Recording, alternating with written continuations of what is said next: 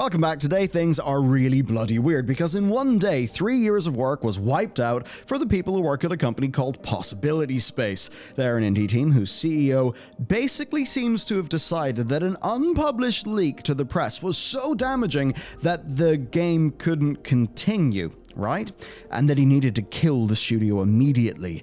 But it honestly just gets weirder and weirder than that. I mean, seriously unhinged. So it's kind of story time. Settle in. We're going to have some fun today because it's not that often that you just get to watch somebody completely destroy their entire industry reputation in a single day, with accusations that it's in fact the fault of staff and the games press, that the games press in fact killed the company. And then, yes, scrubbing just everything connected to this just off the internet immediately after. It was really weird. Now, our main character of the internet today is Jeff Strain. He's the founder of Britannia Media. They are a company that itself set up multiple studios. One of them was called Possibility Space. That happened in 2021. Then Crop Circle Games in 2022. And then in 2023, they purchased Fang and Claw, which is a Western AAA team. It was acquired following a pretty huge funding round, and Dawon, who are an Indian mobile team. In terms of talent here, you had people from Valve, from Camposanto, from Insomniac, Plenty from ArenaNet,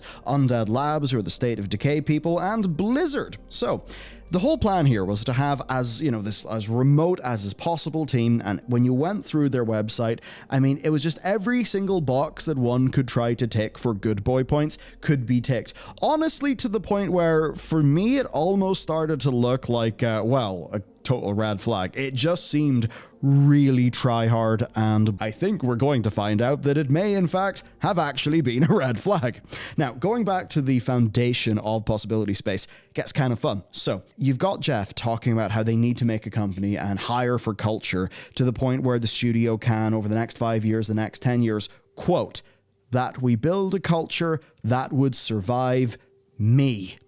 And he goes on to basically, his point there is clearly a culture that can survive him leaving the studio or any key person leaving the studio. But of course, as we found out pretty recently, they did not build a studio that could survive him because he killed it. Now, before this, Jeff had a legit career. He worked at Blizzard. He then co-founded ArenaNet and Undead Labs. Again, State of Decay. He is thoroughly a games industry veteran, and prior to this weekend, he was mainly just known for the output of those studios, which broadly speaking was pretty damn successful.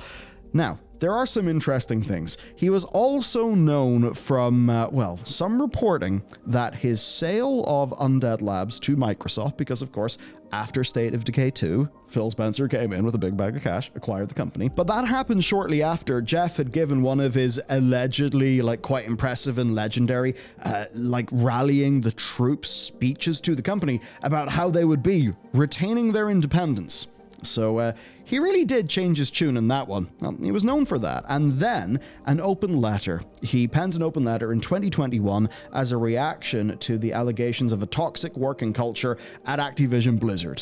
He was calling for widespread unionization in order to protect developers from the actions of management. Now, between Possibility Space being, to me, looking almost cynically super amazing modern happy.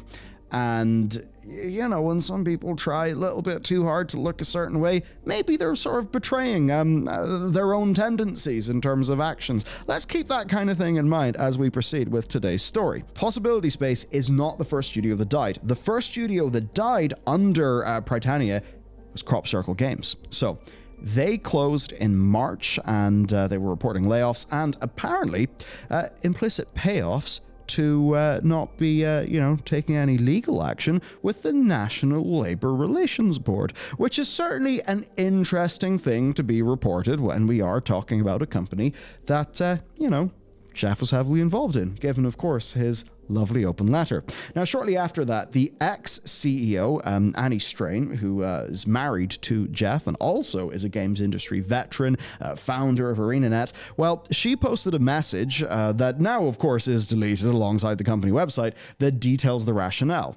So, this is where, I suppose, the heel character of today's video comes in. And that is, Ethan Gatch. Apparently, Ethan Gatch is very dangerous, and if he sends you an email, you'll probably keel over within a month or two. So she says that she received information that journalist Ethan Gatch was writing about the state of the studio and its finances. Imagine that, a situation where Britannia goes about, founding studios, acquiring other ones, one of the studios goes down, and then a journalist thinks, what if I try to follow the money? I don't know, Ethan's dangerous. Now, she then claimed that she couldn't know whether Gatch was writing about her then unknown health struggles with MS, which obviously is a really shit thing to be dealing with. So obviously, as much as this is a very, very strange story, that's obviously terrible. Now, the way that she framed it was that she didn't know whether Ethan would basically kind of break the news about her health condition and therefore wanted to clear the air by publicly disclosing that health condition and also by saying that the game being worked on by Crop Circle had no funding interest from publishers and was, quote, just fundamentally out of touch with emerging player tastes and not aligned with the portfolio strategies of any publishers or investors. Now, of course, at that time, it's 2023. Certainly, games funding is beginning to dry up, and a lot of things that VCs were pouring money into those were not really panning out. To take a look at another recent example, you have Palia, right? Now, can't sort of talk exactly how, but I know that Palia, they had an insane burn rate. A completely insane burn rate. If you knew what their burn rate was and you saw what the game actually launched as, the overall, I suppose, offering to players, the monetization model, you'd kind of know, well, that art's nice, but they're screwed. And it does kind of seem that happened because the studio, quite shortly after the Steam launch, had some pretty bad news. But anyway, the studio was furloughed and then it was closed. And to all of us, that did make sense, right? That something could just go wrong and there's no money. That made sense. The unprompted PR move regarding the health condition, that definitely did raise eyebrows and got people a bit just confused, as did some comments that Strain had only themselves made recently in 2023, saying layoffs are a result of bad management and poor strategic management and bad decision making. Of course, I've got to criticize multiple ands in the same sentence, but yes, that is often indeed the case. And I suppose it did apply to her as well, didn't it? Right. To keep on going then, we got to get to where things get bizarre. Number one, actually, there was a bizarre thing in that while all of this stuff was going down in 2023, when presumably they were working on this game that they had zero, interest from, they were also going around buying studios. Fang and Claw and Dawon, which is weird. And then we get to where this all just kind of exploded in the internet, Possibility Space and its death, because it, over last weekend, was entirely closed. Staff were suddenly told on Friday with an email going out while some of them were in the middle of meetings. And as of right now, no severance is being paid and the teams in the US are expected to keep working until Friday the 19th, but it's kind of unclear what they're going to be working on because the game has in fact been cancelled. And this is where things get interesting. That email is bizarre. It's from Jeff, and in that email we learned that he had also received questions from Ethan Gatch. The notorious, the terrifying Ethan Gatch, killer of studios. Now, these questions were primarily concerned with Britannia Media and the state of the closure of Crop Circle games. Again, as I said earlier, the idea of, okay, you're going around acquiring studios. One of your studios has just been shut down. Okay, we're going to try to do a journalism, maybe follow the money, see if there's a story here. But via Ethan reaching out for questions, for comment, it turned out there was also a potential connection with Possibility Space as a part of that same upcoming article that he had been working on. And again, just to repeat, all of this is about an unpublished article that seemingly gave Jeff the willies so much that he then speed ran the implosion of his own company. And this is where it gets interesting. So Nicole Carpenter, who writes for Polygon, got the scoop here and was able to acquire an email message that was sent to staff. And, well, I'll just read it because it's fun. Much of Gatch's unpublished article was expected, but I was also stunned to see non-public information about Project Vonnegut, disclosure of our publishing partner with details of our business and financial relationship, and details of internal P&L discussions and confidential all-company meetings. Mr. Gatch specifically credits current employees as the source of his information. Now, obviously, nobody at management loves leaks, right? Especially when they could be showing some, actual cold numbers that maybe could even be considered to, be an actual business secret that could harm the company, right? Provided they weren't in a good state under Prytanea's leadership. And of course, on the publisher side, they don't want to be outed as being involved with the game. When that information comes out, from a publisher's perspective, it had better be as a part of a big marketing plan. But it's rarely the sort of thing that's the end of the world, that kills a relationship like this. Now, the funny thing is that Project Vonnegut is also a name that we've seen before as a project name from Xbox Games Publishing. But again, Vonnegut is Big Kurt. Pretty famous fella, so who knows? I imagine Vonnegut has been the code name for quite a few projects over the years. But still, you might be wondering, how on earth could Ethan kill a studio? What the hell happened? And that's where we go back to the email, okay? Because the email's weird, so pay attention to this very closely. I'm now going to read from the email. Given the company's own strict confidentiality and notification obligations, I immediately got on a plane for in-person meetings with our publishing partner to discuss the impact on the project. During that discussion, our partner expressed low confidence they would be willing to invest the additional resources needed to complete our game, so we mutually agreed to cancel Vonnegut. There are several things that immediately jump out to anyone reading this. Number one, let's just take it as a given, sort of for the sake of argument here, that Jeff is being honest with his representation of events in this email. I say that even though someone who I do actually trust on leaks also did DM me on Twitter saying lol, it's a lie. So who knows what's really going on. What Jeff is claiming is wild. It is completely wild that an in-person meeting was needed to discuss this unpublished leak rather than something even just emails. Emails, the sort of thing that can be tracked. Or maybe that's the problem, that emails can be tracked, that email could leak, that maybe the Zoom call could be recorded and somehow could leak. So I don't know. Why did it have to be done in person? Why did somebody that I would actually trust in this sort of thing mail me saying it's a lie? I don't know. They're just allegations, but it's overall very bizarre. Now let's just sort of cross-examine what Jeff has tried to say here, okay? And look at the two sentences, because the first is about the reaction to the leak from Jeff, claiming that a meeting was needed in order to disclose basically this confidentiality breach. And then the second is about low confidence in the additional resources that were needed to fund the game actually, I suppose, having a good ROI, therefore the game being cancelled. So the question then is, how are these two things connected? Because the logic doesn't really follow. I mean, one, is a disclosure of info to a journalist. How does that then transform into the publisher then bringing up a discussion about additional resources and killing the project? So that's the thing. Those do not appear to be events that are actually connected. The first is Strain calling a meeting with his publisher to talk about an info breach, right? Where maybe some private information on funding from a publisher may have got out to the public in the future. Again, an unpublished article. The second is about whether that publisher has confidence in the project, or at least enough of it, to put more money into it.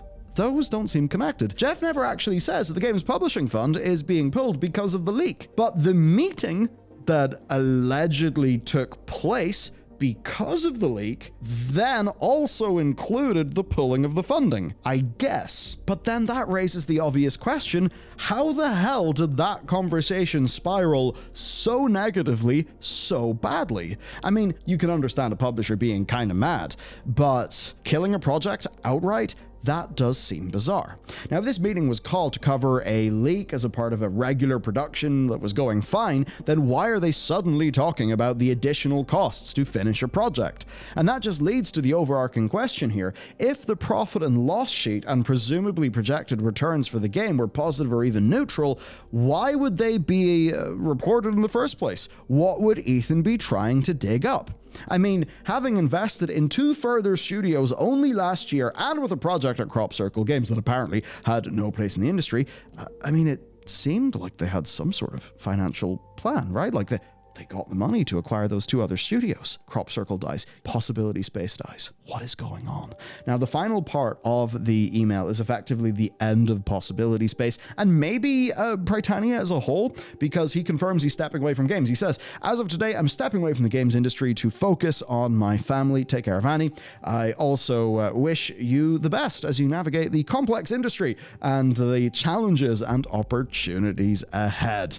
But hey, it's the games industry. There are high growth opportunities everywhere. You might just have to compete with Mike Ybarra for a few of them, though. Since this happened, well, the Possibility Space webpage is gone. The LinkedIn is gone. Effectively, Strain has gone silent. He's been yoked away into oblivion, and staff have been told that they will be contacted by the legal team who will be handling this closure, and that they can keep their development kits, but still are subject to confidentiality agreements, and we don't know what's going on with Fang and Claw and Dawon either. Like, will they continue to exist? What's going on with them? Who knows? From a management perspective, well, basically the Strains have ran away, and everybody else is seemingly just left to work it out. The staff are probably now trying to figure out just what the hell is going on, while we, the audiences, we are waiting for the publication of an article that apparently was so worrying that it killed 2 studios. I do not know what to say next. I mean, I could certainly have theories. There's something in my head that's saying, okay, did they have some internal suggestions? Some, I don't know, internal numbers that they ran about the game project? Were those counter to what the publisher believed? Did the publisher somehow get their hands on that information via Gatch's reporting or via staff leaking? I mean, I have heard of some instances where staff who are disgruntled at a company will actually try to basically go around their boss, go around their studio head to the publisher. I'm sure sometimes that can work out okay. It does seem like a high-risk maneuver, though. Ultimately, I do not know. I cannot tell you what to think, other than perhaps something here stinks. It's really strange, and I know that this is about a studio that most will not have heard of, even though, like, yes, it is full of AAA vets, but it's just so weird. It's so weird that I think it's a kind of interesting story to follow, and I certainly am looking forward to this article coming out. What the hell is it going to detail?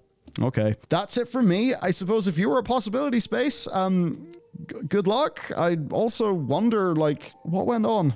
But again, they are subject to confidentiality. But I suppose people are leaking to Ethan, and Ethan, has an incentive to actually publish the article that he is working on. Then we'll probably find out. And you know what the really hilarious thing is? Even if his article was a total nothing burger and all of his leads went nowhere, well, the only thing that this whole saga will have done is make whatever he's got completely newsworthy and worth publishing, because look at what the hell happened. Okay, let me know what your theories are, and I suppose I'll update you in this whenever we find out. There are many videos to do, though, so I'm going to do some more, and I'll see you back in the channel tomorrow.